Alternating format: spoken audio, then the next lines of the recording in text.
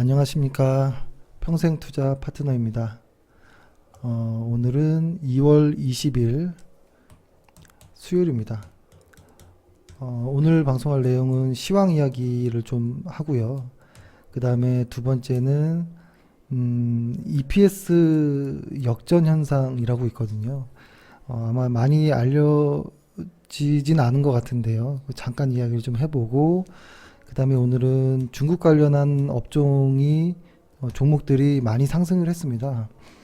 뭐 여러 가지 이유가 있겠지만 일단은 관광객들이 좀 늘었다라는 이야기인 거잖아요. 그 관련한 이야기도 좀 해보고, 그 다음에 사실 이쪽에 관련한 종목들은 많이 알고 있거든요. 뭐 호텔 쪽이라든지 뭐 화장품이라든지 뭐 면세점, 뭐 카지노 뭐 이런 쪽인데요. 요거 말고 제가 개인적으로 관심 있어 하는, 근데 잘 알려지지 않은, 하지만 관심이 좀 굉장히 좋아지지 않을까라는 이런 회사 이야기를 좀 해보도록 하겠습니다. 일단은 오늘 시황부터 좀 이야기를 해보면, 오늘은, 다시 그 외국인들이 좀 들어왔습니다. 일단 보면은 오늘 거래소에 보면 외국인들이 한 4,300억 정도, 거래소에 외국인들이 한 4,300억 정도가 매수가 이루어졌고, 코스닥 쪽은 한 그 31억 정도. 사실 이거는 좀 의미 없는 숫자이죠. 요 정도라고 본다면. 그리고 기관 투자자 같은 경우에는 거래소와 코스닥을 다 매도한 것이죠. 매도한 이런 수급인데요. 뭐 다들 이제는 아시겠지만 외국인들의 어떤 수급의 방향이 지금은 우리 지수의 어떤 방향성을 좀 확실히 만들고 있다라는 모습이 보이고요. 그 우리 지수의 방향성이 왜 중요한지는 뭐 다들 아실 겁니다. 지수가 상승할 때 많은 종목들이 같이 상승을 하고요. 왜냐하면 종목들이 모여서 업종이 되고 업종들이 모여 지수가 되는 것이잖아요. 그 말은 결국엔 지수가 오른다라는 것은 한 4분의 3 정도 꼴로 종목들이 다 같이 오르는 경우들이 많고요. 지수가 내릴 때는 한 4분의 3 정도의 종목들이 다 같이 하락하는 경우들이 많거든요. 그래서 지수의 방향성이 곧 내가 보유한 종목의 방향성과도 유사할 수 있다라는 것이고, 그들의 어떤 방향성의 주체가 외국인이다라는 것이죠. 최근에 더욱더. 근데 이것은 뭐 과거에도 많이 그랬죠. 그리고 어제 방송한 내용에서 보면 어제가 요렇게 됐었죠. 어제가 요런 정도의 모습이었고, 또 며칠 전에는 요런 정도, 그리고 그 전에는 또 이 정도까지도 이런 모습을 보였는데요. 일단은 2월 들어와서 확실히 상승이 아닌 횡보의 모습이 보이고요. 1월 초에는 상승의 모습이 확실히 좀 누가 봐도 눈에 띄는데요. 제가 그 경험치로 보면 주가가 상승할 때 일자로 상승하진 않죠. 근데 보통 뭐 이런 식으로 상승을 하는 경우가 많은데요. 이거보다 조금 더 강한 상승이 약간 묻어지면서 가는 상승이고요. 그 다음에 순서대로 해볼까요? 이렇게 가는 상승이 있을 거고, 약간 이 파동이 줄어들면서 가는 상승, 거의 파동이 없이 올라가는 것, 거의 이렇게 확 가는, 그러니까 쉬지 않고 올라가는 것에 대한 것이겠죠. 근데 하락할 때 순서는 이쪽으로 갈수록 하락의 세기가 세졌던 것 같아요. 쉬지 않고 매물 소화 과정 없이 올라간 것이 한번 터지면 아주 강하게 하락하는 경우들이 좀 많았고, 근데 이 횡보의 모습은 조금 다를 수 있는데요. 횡보의 과정이 지수가 길게 횡보를 하면 이 과정 안에서 버틸 사람은 버티고, 그러니까 시장을 위로 보는 사람들은 끝까지 버텨내는 사람들이 있을 것이고, 포기하는 사람들은 또 많이 포기하게 되거든요. 이 아주 긴 횡보장일 경우에. 그러니까 옆으로 횡보 기간이 길면 상승도 생각보다 좀 셀 때도 있는데요.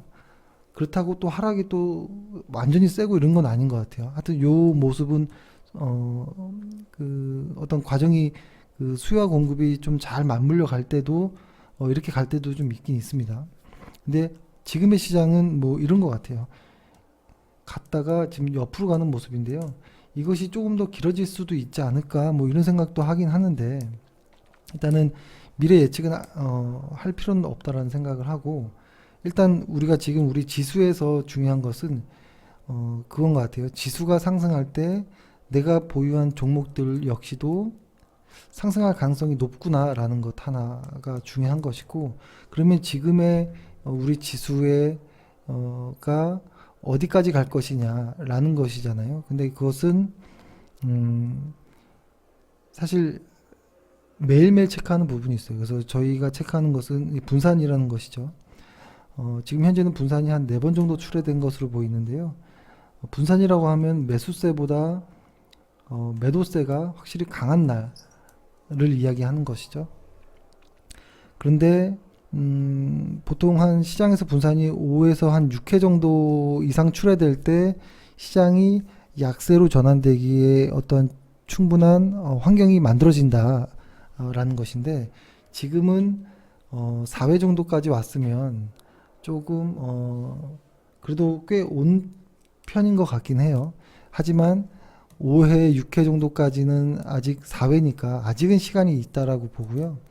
5회, 6회 정도 어떤 분산이 출회돼도 바로 거기서부터 직각으로 주가가 하락하는 건 아니기 때문에 요 당시 정도 됐을 때 준비를 하는 것이죠. 나의 포트폴리오를 어떻게 관리할 것인지, 매도할 건 매도하고, 뭐 정리할 거 정리하고, 뭐 신용 같은 경우는 다 상환하고 이런 과정인 것이잖아요. 일단 지금의 어떤 시장은 여러 가지 뉴스들이 많이 복잡하게 많이 나오는데요.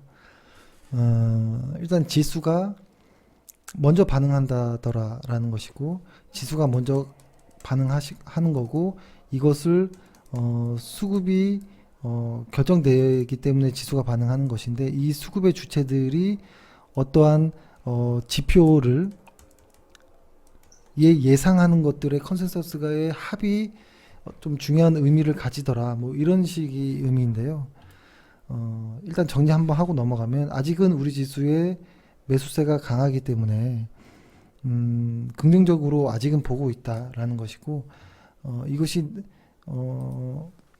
분산이 안 나오고 더 길게 더 갈 수도 있겠죠. 그러면은 계속 트레이딩이 가능한 어떤 구역 아니라는 생각은 합니다. 다만 시장의 힘이 조금씩 줄어들고 있는 건 확실히 좀 보이긴 하나 아직은 무언가를 섣불리 판단할 때가 아니다.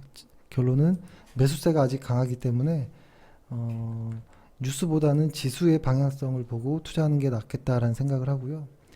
오늘 삼성전자 같은 경우가 거래량을 동반하면서 다시 또 한번 들어와 줬는데요. 또 이 겁나게 이 갭을 만들면서 좀 살짝 뛰더라고요. 이렇게 이 갭이라는 것이 여러 가지 의미가 있을 수 있는데요. 이 하락하고 있던 주식이 이렇게 올라오는 과정 안에서 중간에 이렇게 갭을 띄우면서 올라가는 것들 있잖아요. 이 상승 초입에 올라오는 이런 갭들도 있고 마지막에 상승 거의 마지막 가서 올라가는 이런 나오는 이런 갭들도 있는데요. 어느 정도 상승이 이루어진 과정 안에서 갭이 나올 때는 요 갭을 메꿔질 때 조심해야 되는 경우들이 좀 많은 것 같아요. 이것을 뭐 섬골 반전형, 뭐 아일랜드 갭, 뭐 여러 가지로 표현을 하긴 하는데요. 그렇죠. 지금 삼성전자도 약간의 갭이 나왔는데 여기서부터 이만큼 올라왔으면 많이 올라온 것 아닌가라고 보는 사람의 입장에서는 이 갭이 상당히 중요한 것이고 이제 시작이야 라고 하는 사람의 입장에서는 아무것도 아닌 갭일 수도 있는데요. 그럼에도 이 갭은 흔히 메꿔지기 마련이기 때문에 이 갭에 대한 고민은 항상 됩니다. 그래서 여기서도 요거를 좀 이렇게 볼까요? 이거를 분봉 차트로 보면 좀 보일 수도 있겠는데요.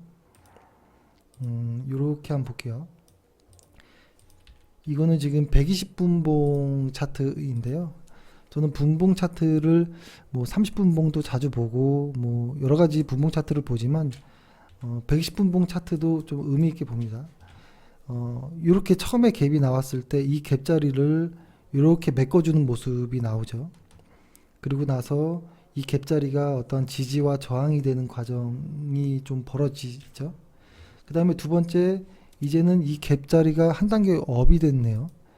여기에 있던 갭이 이렇게 올라오는 이 과정인데요.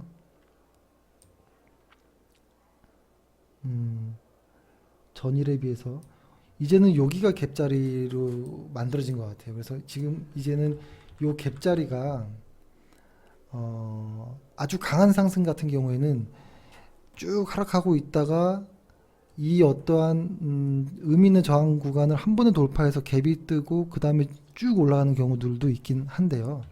만약에 이 갭자리를 메꾸지 않고 상승이 유지되면 매우 강할 것이다라는 생각을 하고요.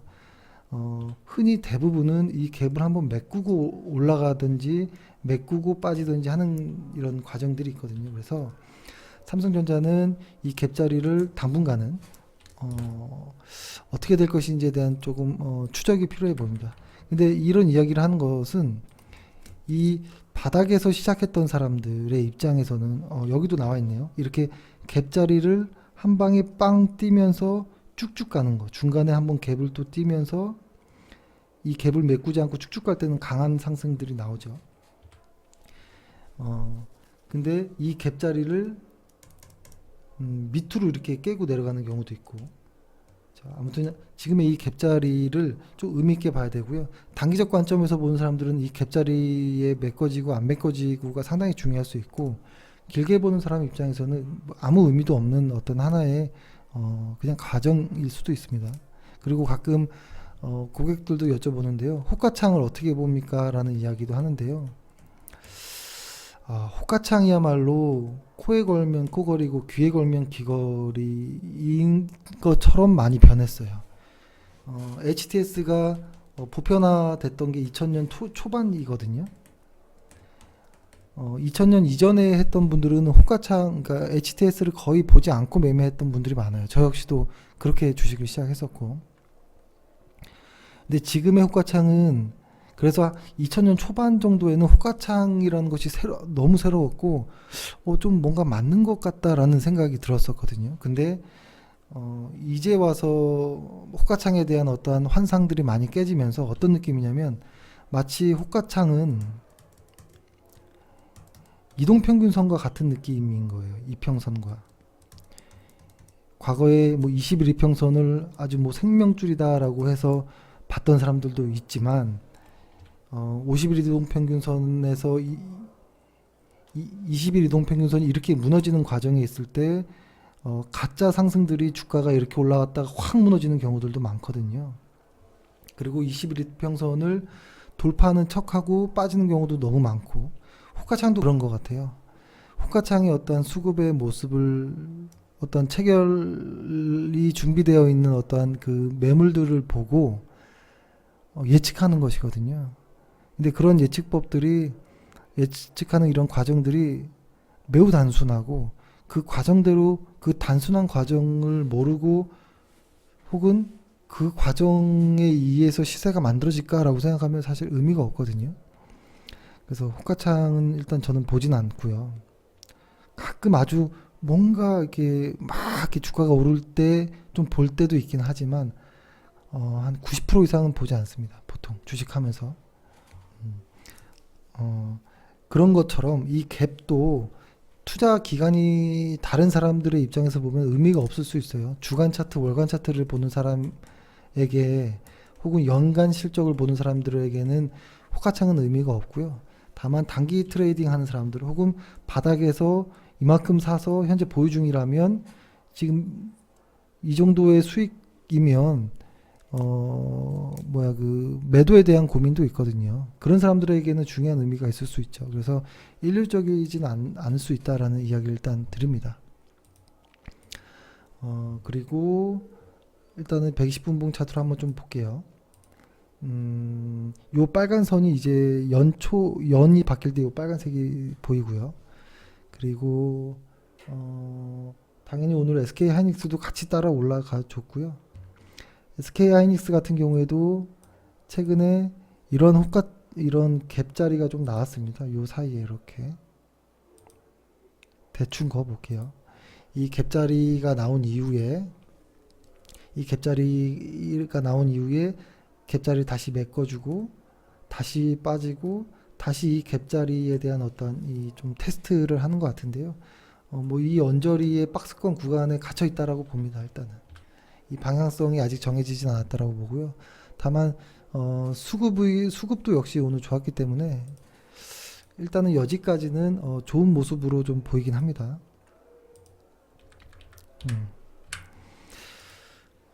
그리고 오늘 이렇게 삼성전자라든지 이런 쪽에 대한 반등이 있었죠. 근데 확실히 1월 달보다는 약하다라는 느낌이 확실히 들긴 합니다. 들긴 하고 일단은 시황은 뭐 이 정도로 아직은 너무 디테일하게 시장을 보지 않아도 되지 않을까. 왜냐면 아직은 매수세가 강하기 때문에 너무 어떤 뉴스나 이런 데 치우칠 필요는 없다라는 생각을 하고 그리고 이제 EPS 역전 현상에 대한 이야기를 좀 해볼 텐데요. 사실 그거 하기 이전에 제가 항상 하는 고민들이 있습니다. 뭐냐면 이렇게 유튜브에 매일매일의 어떤 시황 이야기를 하잖아요. 이것이 사실 좋은 것 같진 않아요. 저의 입장에서는 뭐 장이 끝나고 마감하는 형식으로 그냥 일기 쓰듯이 이렇게 하는 거일 수도 있는데요. 듣는 사람의 입장은 저는 이렇게 매일매일 시황을 듣는 거를 그렇게 추천하진 않아요. 다만 매일매일 지수와 거래량은 꼭 봐야 될 필요는 있지만 어떤 시황들, 흔히 말하는 어떤 뉴스 관련한 것들은 매일매일 보지 않는 게 좋다라는 생각을 해요.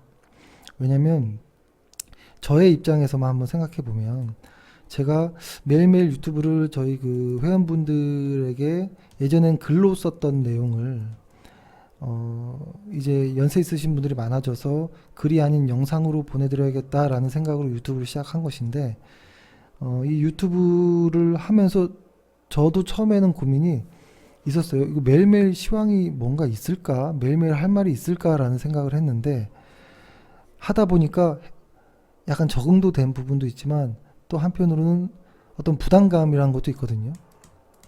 매일매일 무언가를 해야 되는 부담감. 왜냐면 이런 말이 있잖아요. 침묵보다 더 나은 어떠한 할 말이 있을 때 입을 열어라 라는 이야기가 있듯이 제가 오늘 하는 이 어떤 시황이 오히려 침묵보다 못하면 어떡하지 라는 이런 고민을 합니다. 왜냐면 오히려 더 헷갈리게 만들면 어떡하지 라는 것. 왜냐면 매일매일 어떤 그날그날의 어떤 뉴스들이 나오는 그 과정이 항상 조금 더 원래 것보다 조금 더 살이 붙여지는 경우들이 많기 때문에 그 붙여진 것을 가지고 저 역시 흔들리는 심리 안에서 그 뉴스를 조금 더 오버해서 설명한다면 듣는 사람 입장에서는 더 크게 받아들일 수도 있거든요. 그래서 이 시황을 매일매일 하는 것에 대한 어떤 고민과 부담감이 있고요. 그래서 지수 이야기로 시황을 좀 대신하려고 할 때가 많아요. 그래서 일단은 지금 시장에 대한 부분이 그런 것 같아요.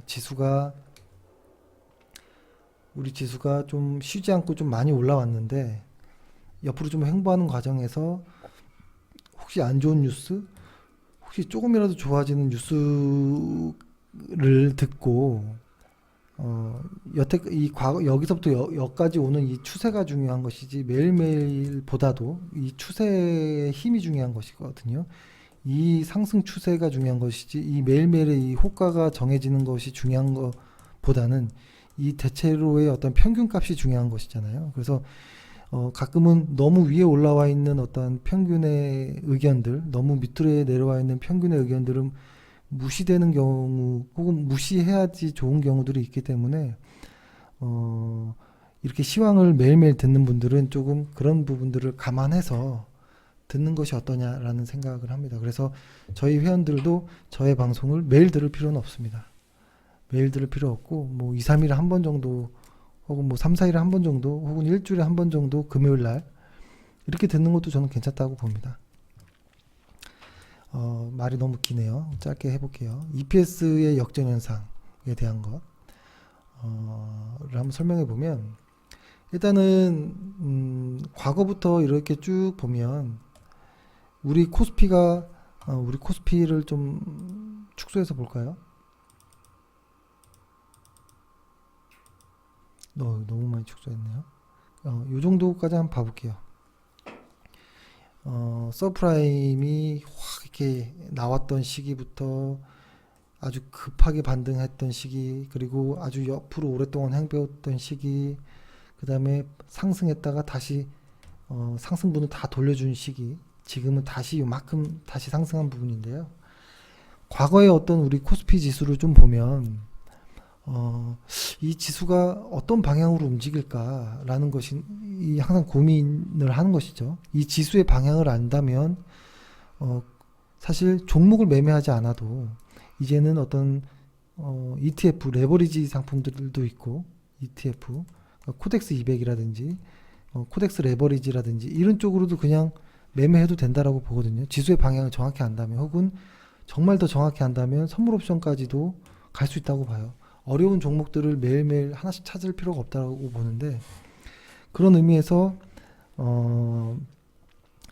그리고 이 지수의 방향성이 종목에 미치는 영향이 매우 크기 때문에 이 지수의 방향성 과연 뭘까라는 것인데 보통 이 지수의 방향성은 이 상장사들의 어떤 실적과 매우 밀접하더라. 사실 이것 말고도 어떤 환율도 있을 것이고 환율이 먼저냐 어떤 뭐 주가가 먼저냐 뭐 이런 부분도 될 수도 있고 여러 가지 글로벌 시황도 다 포함되긴 하지만 결론적으로는 기업이 돈을 어떻게 잘 버느냐 그래서 그것들이 다시 재투자되고 그 다음에 더 많은 돈을 벌 수 있느냐 없느냐 뭐 이런 것들의 합이 어떠한 뭐라고 할까요? 반도체가 아니고 나치판 역할을 해왔었죠 여태까지. 그러한 실적의 어떤 미래 실적의 예상치들을 보고 외국인이나 기관이나 어떠한 투자 계획을 세우기도 하잖아요. 그래서 이 지수의 방향성과 순이익을 주당으로 이렇게 나눈 주당 순이익의 방향성이 상당히 밀접하더라라는 것인데요. 근데 이 EPS라는 것은 이렇게 되죠. 지금 현재가 있고 미래가 있고 과거가 있을 건데요. 이렇게 나눠보면 보통 과거의 EPS의 값들, 그러니까 기업의 순이익들의 어떤 합이 상장사들의 순이익들의 합이 항상 이 미래에 또 예상 EPS가 있을 거잖아요. EPS가 있을 거고 과거의 EPS가 있을 것인데 항상 미래의 EPS가 과거의 EPS보다는 약 한 20% 가까이가 항상 더 뭐라고 하나요? 평균적으로 높게 나오더라라는 거예요. 근데 어찌 보면 뭐 그럴 것 같아요. 왜냐면 항상 물가라는 것이 조금씩 오르기도 하고 기업들의 실적도 늘기도 하고 인플레이션도 있고 물가도 있고 그러니까 한국의 GDP가 조금씩이라도 계속 느는 것처럼 코스피 상장사들도 의 실적도 매번 늘었거든요.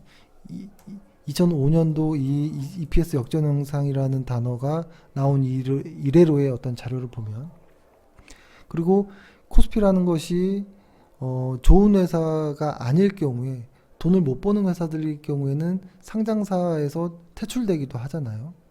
그리고 더 좋은 회사들이 자꾸 상장되기도 하고 상장되는 경우도 더 많아지고 근데 당연히 뭐 어차피 평균값이면 좀 의미가 없을 수도 있겠지만 아무튼 여태까지의 통계는 뭐 여러 가지 이유를 떠나서 미래의 예상 EPS가 항상 좋게 나왔다라는 것이었는데요. 항상 2005년도부터.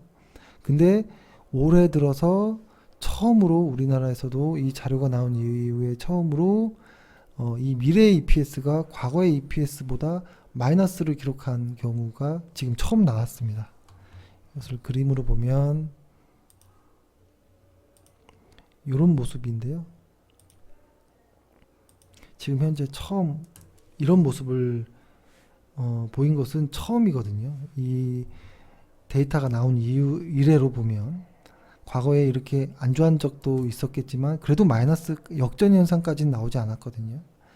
근데 이것이 우리나라는 일단 처음이지만 과거의 어떤 선진국 신흥국들에게서는 이러한 모습들이 나왔었는데요. 가까운 경우를 따져보면 예를 들어서 뭐 나스닥을 한번 봐볼게요. S&P 500을 한번 봐볼게요.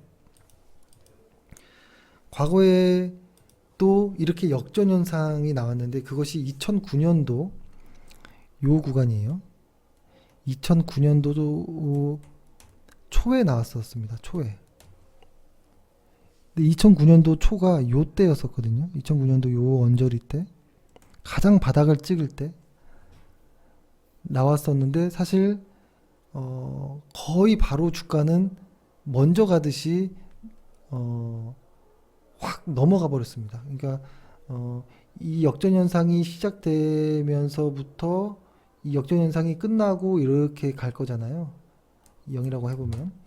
근데 주가는 이미 여기서부터 바닥을 찍고 이렇게 올라가기 시작했어요. 이렇게. 요때가 이때도 그런 모습이었고 지금 우리 시장도 혹시 그런 건 아닌가라는 생각이 드는 겁니다. 우리 시장도 지금은 이 EPS 역전 현상이 지금 5주째 정도 나와 있는데요. 5주째면 지금 주간 차트로 한번 봐볼까요? 우리는 지금 그 2019년이 시작하고 나서 주가 몇 개가 흘렀나요? 하나, 둘, 셋, 넷, 다, 일곱, 여덟, 8주 정도가 흘렀거든요. 8주 정도가 흘렸으니까 5주째 나왔으면 하나, 둘, 셋, 넷, 다섯, 한 요때부터 아주 강하게 상승할 때부터 EPS 역전 현상은 시작되기 시작한 거예요. 이렇게 5주째. 하지만 주가는 이미 바닥을 찍고 올라가기 시작했거든요.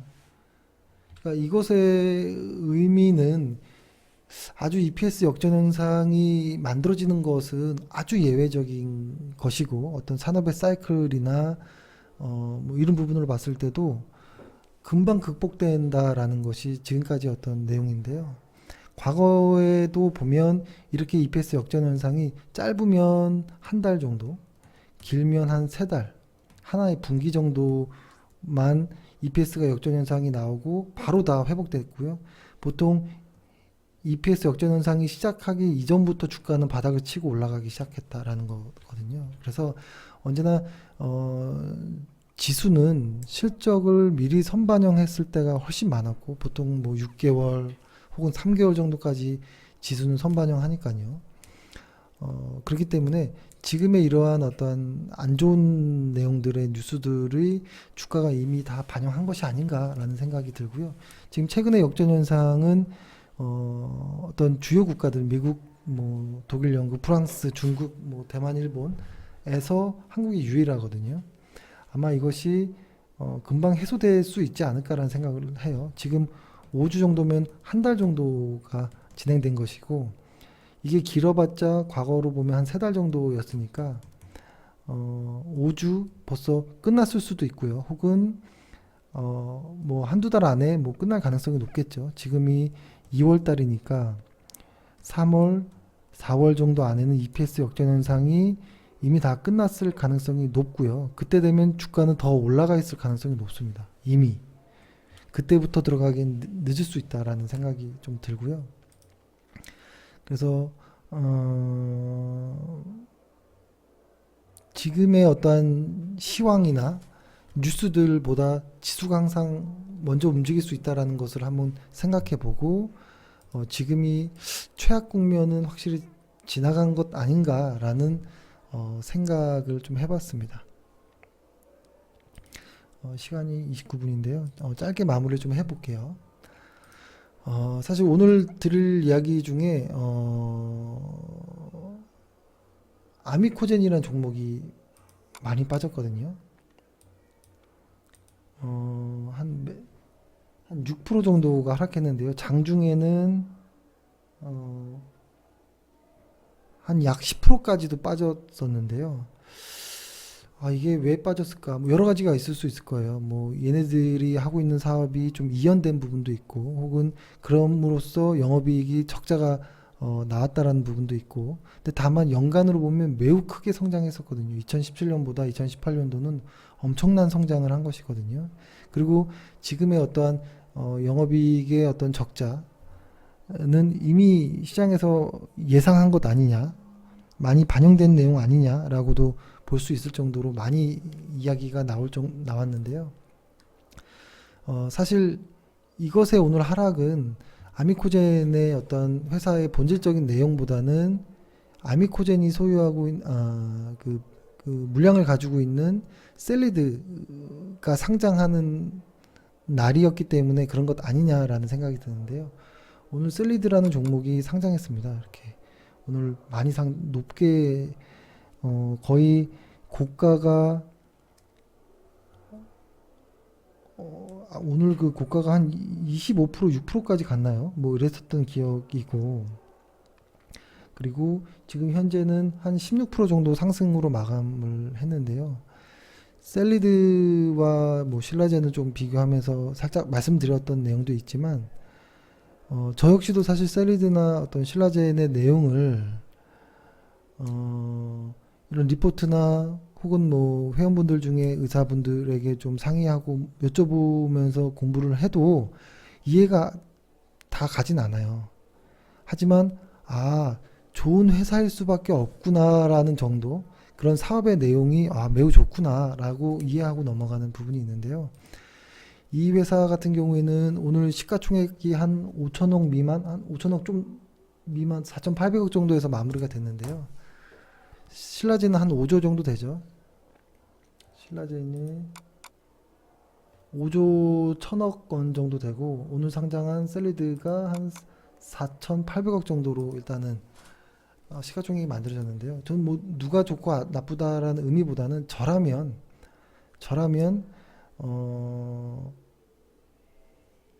셀리드가 나을 것 같다라는 생각을 일단 하고요. 근데 그걸 떠나서 지금은 보호 예수가 좀 걸려 있으니까요. 한 1개월 정도는 변동성이 좀 커질 가능성이 높고요. 그걸 떠나서 뭐라고 할까요? 이 회사에 한 150만 주를 보유하고 있는 아미코젠이 지금 약세를 보인 것이 문제라는 것이죠. 일단은 셀리드라는 회사는 오늘 시총이 4,800억 정도에 형성되었지만 저는 그 이상 줘도 뭐 문제될 거 없다라는 생각을 합니다. 전혀 이상할 게 없다라는 생각을 하고요. 근데 사람들이 이 셀리드를 더 높게 생각했는 것인지, 보통 상장되자마자 너무 시초가가 낮게 설정되면 주가가 확 뜨는 경우들이 있고요. 너무 높게 설정되면 확 빠지는 경우도 있는데, 오늘 이 셀리드는 너무 낮게 시작한 건가? 라는 어떤 투심이 있었던 것 같긴 한데요. 이 셀리드에 대한 어떤 관심이 엄청났던 건 맞아요. 근데 다만 이 아미코젠이 셀리드의 어떠한 상장이라는 이유에 이렇게 주가가 상승해서 오늘 막상 결과가 나오고 나니 좀 매물 출회가 된 것 아니냐라고 해석할 수도 있는 부분이 있다라는 생각을 합니다. 근데 이것이 아미코젠이 내 회사를 훼손하는 내용은 전혀 아니거든요. 기대감에 대한 내용이고, 이 회사 같은 경우에는 아미코젠이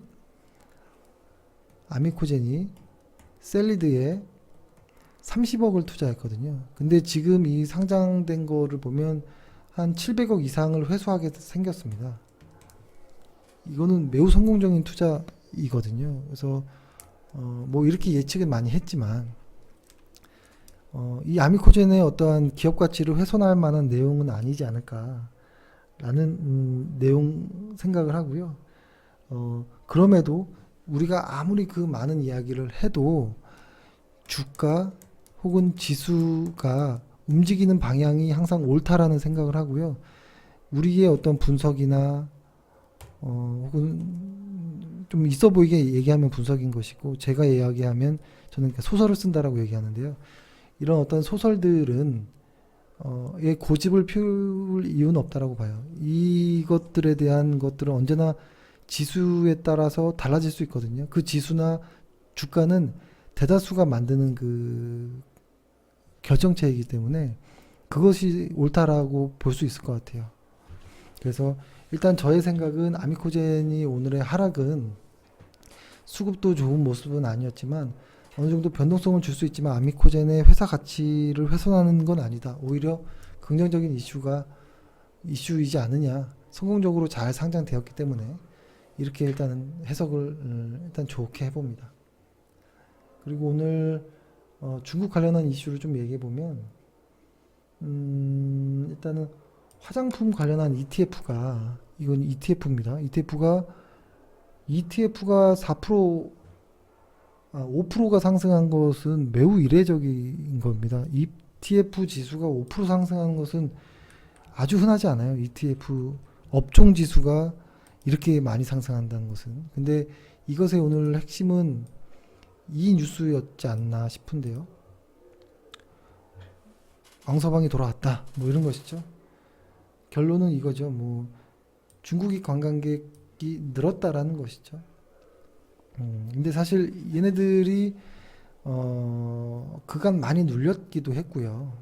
실적이 좋은 회사도 많이 눌려 있었던 적도 있거든요. 그리고 얘네 쪽 관련된 회사들이 2018년도 4분기를 마지막으로 실적의 바닥을 보이는 애들도 좀 있거든요. 특히 아모레퍼시픽도 뭐 저는 제가 카페에다가 한번 그때 말씀을 한번 드렸던 것 같긴 한데요. 요 언저리 구간에 이야기를 했던 것 같은데, 아모레퍼시픽에 대한 어떠한 실적의 바닥은 지난 4분기로 마무리되고 이제 뭐 바닥이지 않느냐라는 이야기를 슬쩍 한번 해본 적이 있는데요. 대부분의 실적들도 이제 좋아질 일들이 많은 회사들이 많아요. 그래서 겸사겸사 거기에다가 어떤 관광객 추이가 늘어난다라는 것은 사실 예전부터 많이 이런 자료들은 나오긴 했기 때문에 뭐 겸사겸사 순환매성 뭐 이런 것도 있는 것 같습니다. 이런 쪽으로 좀 올랐고, 오늘 아모레퍼시픽도 많이 올랐고요. 아모레퍼시픽이 8%가 넘게 올랐고, 호텔신라도 많이 올랐고, 그 다음에 뭐 LG생활건강은 확실히 지금 아주 강한 모습이에요. LG생활건강이 생각보다 상당히 강하고요. 아무래 G는 10%가 올랐고요. 또 뭐 있나요? 그 다음에 파라다이스도 오늘 좀 올랐는데 안 나오나요? 여기는? 파라다이스도 예, 오늘 3.5% 정도 올랐고, 여기 밑에 있구나. 네. 얘네들이 좀 이렇게 많이 올랐는데 얘네들의 장점은 뭐냐면 어떤 그 중국인의 어떤 관광객 수와 좀 밀접하게 좀 움직인다라는 것으로 인해서 이제는 너무 많은 사람들이 이 패턴을 많이 안 것 아니냐라는 이런 생각도 일단 들어요. 그래서 이 회사들 좋은 건 알고 대장주격인 회사들을 지금 방금 얘기한 건데요. 이 회사 말고도 혹시 개인적으로 만약에 저라면 한 1년 정도 뭐 묻어둘 주식을 찾는다든지, 혹은 적립식으로 뭐 매달 얼마씩 좀 뭐 살만한 주식이 없을까라는 이런 생각이라면 저는 조금 시가총액이 작더라도 이 회사를 좀 추천합니다. 글로벌 텍스프리라는 회사인데요. 일단은 차트로 보면 이 어떤 큰 바닥권을 좀 넘어간 듯한 모습이에요. 이 위의 바닥권은 어떤 주가의 어떠한 그 상하단을 이어서 만든 이런 기술적인 어떤 박스권의 모습도 있긴 한데요. 사실 요 가격대가 이 상단 가격 4,049, 그러니까 한 4,000, 한 50원 정도의 가격은 이 전환 가격이거든요. 전환 물량이 한 700만 주 정도 됐는데요. 이게 아마 그 정확한 날짜가 기억이 안 나는데 아마 한 6월 정도 이후부터는 나올 가능성이 있습니다. 있는데 그래서 그런지 몰라도 이 전환 가격에서 자꾸 좀 이렇게 빠지는 모습이 좀 보였거든요. 근데 요 전환 가격을 이제는 확실히 딛고 일어서는 것이 아닌가라고 할 정도의 강한 모습이 오늘 나왔다라는 겁니다. 거래량과 함께. 그래서 매우 좀 긍정적으로 일단 보고 있고요. 이 회사의 내용은 제가 일단은 이렇게 카페에다 좀 올려놓긴 했는데요. 아마 좀 보시면 어떤 내용인지는 좀 아실 거예요. 일단은 이 회사는 세금 환급 대행하는 이 회사입니다. 그리고 그렇다 보니까 관광객의 수가 동사의 매출의 좀 핵심인 부분이 있고요. 근데 올해 그러니까 이 회사의 매출과 어떤 관광객 수를 비교해 보면 이게 이 매출이고 이 전체 관광객 수가 이렇게 되어 있는데 거의 관광객 수와 매출이 거의 일치합니다. 근데 올해는 확실히 재작년보다는 좋을 것이다라는 이런 내용들이 가장 많거든요. 거기에 또한 또 북한과 미국의 정상회담 이런 것들이 좀 해소가 되고 하면 좀 더 많아지지 않을까. 그리고 아까 보여드렸던 기사에도 보면 단체 관광객의 어떠한 그 결제가 확실히 1월보다는 2월이 좀 더 늘고 있다라는 어떤 이런 추세들, 긍정적인 내용들이 많고요. 사실 이 회사는 그런 것들도 있지만 사실 파라다이스나 이런 부분은 미래 실적이 역시 중요하지만 현재는 적자인 회사들도 있거든요. 근데 이 회사 같은 경우에는 실적만 보면 이게 뭐 이런 회사가 다 있어 할 정도로 실적의 성장성이 믿기지 않을 정도예요. 이게 올해 예상인데 영업이익이 한 10배 가까이 뛴다라는 거예요. 이건 이런 경우가 흔하지 않죠. 순이익은 당연히 그렇게까지는 못 가더라도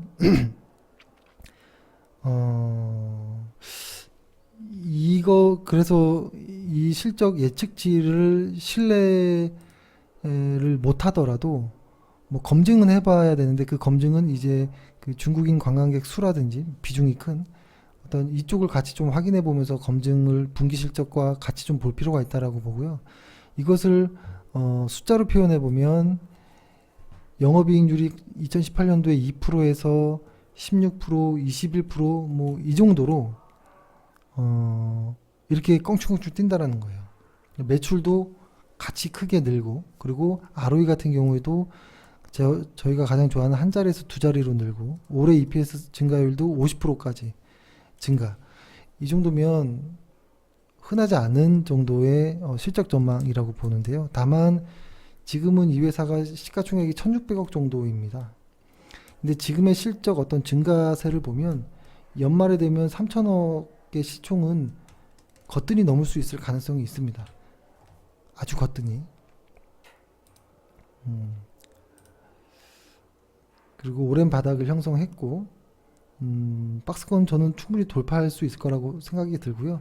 그리고 올해 그 외국인 관광객 추이를 보면 올해가 보면 뭐 이렇게 되는 거는 의심하지 않잖아요. 그래서 일단은 매우 관심 있게 일단은 보고 있는 회사다라고 말씀드리고 그렇습니다.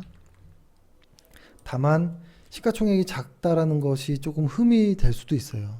변동성이라는 것 때문에 그래요. 그래서 1, 2년 혹은 뭐 짧게는 6개월 정도 이상 나는 매수하고서 뭐 쳐다보지 않을 거야라고 한다면, 혹은 적립식으로 한다면 승산이 있는 종목이다라는 생각을 하고요. 과거에 신흥 SEC도 그랬던 것 같아요. 신흥 SEC도 신흥 SEC가 보면은 지금 시가총액이 2,400억 정도 되죠. 지금 시가총액이. 근데 이 신흥 SEC 같은 경우에도 보면 언젠가요? 잠깐만요.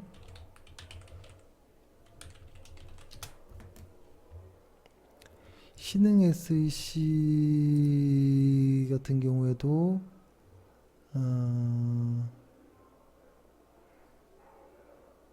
그렇죠. 이 회사도 아주 작은 회사이거든요. 근데 어떤 업황과 어떤 흐름을 타면 더 강하게 갈 가능성이 있어요. 그러니까 이제 무슨 말씀 드리려고 하냐면 이런 것이죠. 일단은 시총이 작다고 매매 자체를 안 하는 것은 좀 선입견이라고 봐요.